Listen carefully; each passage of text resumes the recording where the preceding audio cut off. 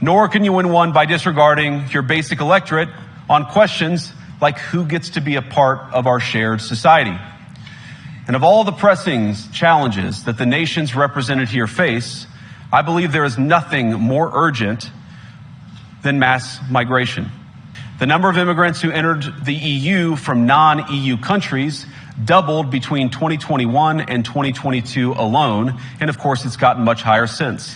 It's the result of a series of conscious decisions made by politicians all over the continent and others across the world over the span of a decade.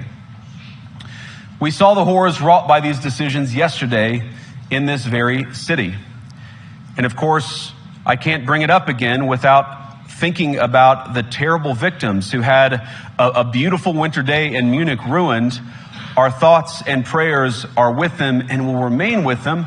But why did this happen in the first place? It's a terrible story, but it's one we've heard way too many times in Europe and unfortunately too many times in the United States as well. An asylum seeker, often a young man in his mid-20s, already known to police, rams a car into a crowd and shatters a community.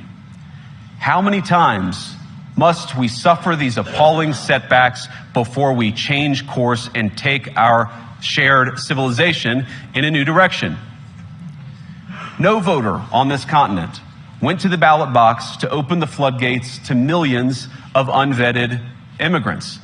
But you know what they did vote for? In England, they voted for Brexit, and agree or disagree, they voted for it. And more all over Europe, they're voting for political leaders who promise to put an end to out-of-control migration. Now, I happen to agree with a lot of these concerns, but you don't have to agree with me. I just think that people care about their homes, they care about their dreams, they care about their safety and their capacity to provide for themselves and their children. And